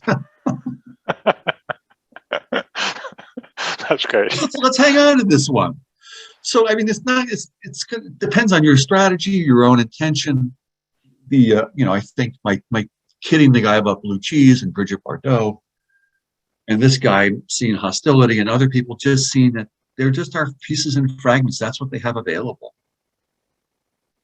And I just want to think with them about what's going on in their minds, what they think has happened to them, what they want to do about it. Right. And I think the idea that maybe people don't want you to put things together is really insightful. I mean, one of my ideas is that the reason people get so disintegrated is they've had a previous way that their world came together that was oppressive. And so in a sense, they wanted to blow it up, but and so they see you putting it back together, that might actually seem scary. Oh no, I'm going to end up back where I was. But what we're trying to do is help people put the world back together in a way that actually allows them agency and allows them something positive. So no, but that's put it back together better. No, but that's a genius comment, because you don't want to put it back together and enable the oppression to re-enter. Right. Yeah. Which is what the person may be scared about.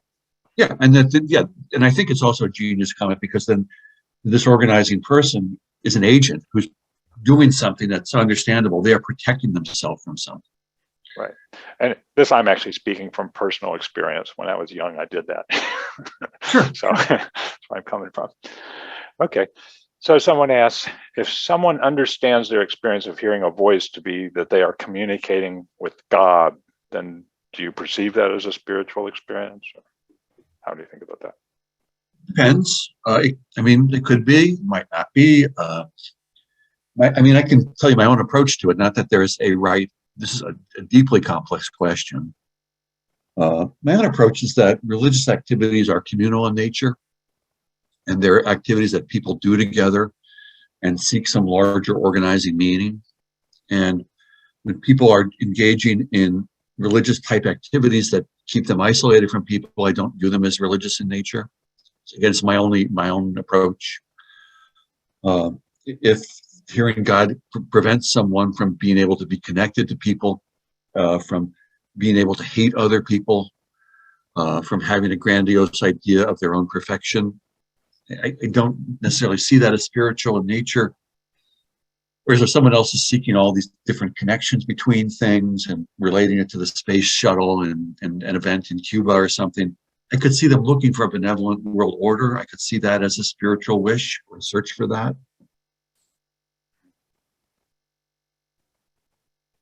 Yeah. Someone asked you draw upon Lacan at all, symptom language, etc. I think for me, the Lacanian ideas that resonate with me, that I like a lot, is this idea that in psychosis, there's no view from the outside, that there's merely one's attachment in an infinite way to something else. And Kierkegaard makes the same point about madness, which is that it's an infinite connection to a finite thing. And so for Lacan, the idea is that psychosis, if I understand it right, psychosis emerges because the name of the father is banished and there's just the infant and the mother, and there's no other view. And it seems to me that this is very much the experience of the lack of decentration or centrality, in which there's only the person and the world, and all they are is connected to one another, and there is no ability to get any critical distance or reflect upon it. In fact, any critical distance or reflection is understood as an attack on that system or set of meanings. So, and I see, there's another question, what are we trying to think about? How it is that people move away from severe centrality where they feel they're the center of everything. It seems like if you occupy the center with them, then they can wonder about you, and you can be another mind that can think with someone. And it seems like that gets at this sort of undoing of the banishing of what Lacan called the name of the father. Okay. Yeah, well, I think we're kind of like running out of questions. I just have one kind of like comment, and one is that I think therapists, or maybe it's a question, but I think therapists can be kind of like insecure about various things that are going on in the therapy, but it seems like what you're doing is really encouraging people to just speak about it. Like, hey, I'm wondering if I say this, you're going to think I'm being a terrible therapist. And, right. But you just spit it out and you just talk about your insecurities. And that seems in a way really kind of freeing, and it also makes you really human to the other person. Yeah. Well, I think you can't really know someone if you can't really know how you're reacting. And so, as therapists, we're taught that we shouldn't, we shouldn't violate boundaries, which we shouldn't. But then the fear is that if I realize that I want to yell at my patient, or there's a student I supervise and I think he wanted to slug his patient, you can't relate to him unless you realize, gee, I'd like to really slug you. Don't do that. Don't do that. Or I really want to care for you, or it means there's something wrong with me that I want to slug someone or take care of them, whereas I'm just a human being. And also, if you are meeting with people whose lives are full of so much suffering and pain and confusion, if you aren't confused yourself, you're kidding yourself. And I think as therapists, we don't want to be confused, but you've got to be if this is what's in front of you. Yeah, great. Wow. Let's oh, let's see, one more. Are there any writers on psychodynamic, psychoanalytic theory that you found particularly useful? It was long ago, but I really liked Harold Searle's style as much as anything. I think I was inspired by Frieda von Reichmann for trying this out, for having real life connections with people. I've struggled with other people when I feel like they have the answers they're telling me. And so I don't wish to be, oh, I don't know, it feels bad to speak ill of authors, but I'll offer one critical comment. I'll say Bertram Karen is someone who has really promoted reflection about psychotherapy in ways that are really important. But at least when I encounter it, I often feel like that he has answers for me rather than he's helping me think. So that's perhaps an unfair characterization, and I'm sure many people get a lot out of that sort of work. But for me, that's the sort of distinction. The person who's making me think and questioning me and allowing me to be a human being. I have continued to have wonderful conversations with my friend Jeremy Ridenour, who's at Riggs, who's written a number of really great papers, and is deeply psychoanalytic. Andre Peck in the Czech Republic in Prague, another brilliant Freudian thinker. I've learned a lot from reading what Peck has written. And, I think that people have, what the early analysts did is they really just met with people and thought about what was going on and had really fantastic reflections that continue to inspire me and that move away from simple answers. I think, I struggle in terms of some of the other elements. I struggle with, some of the literature that seems to let us know that there's faulty parenting and that if we repair that parenting, the person will be okay. Going back and fixing the original cause stuff seems to me to be naive, and I don't know how that matches actual human experience in ways that make sense. Perhaps a longer answer than warranted. Oh, that's good. Wow. Yeah. So just thanks a lot. I mean, I've really appreciated it. And I'm looking forward to reviewing the recording to get more out of it. I see people in the chat are saying thanks as well. So yeah, great. Really, I really love talking to you today. It was really an enormous pleasure for me to share these ideas with you, frankly. All right. Okay. Well, what I'm going to do is we'll sign off. I'll leave the chat open for just a couple minutes if anybody wants to say anything more. But thanks, everybody, and hope to see you next time. Thanks.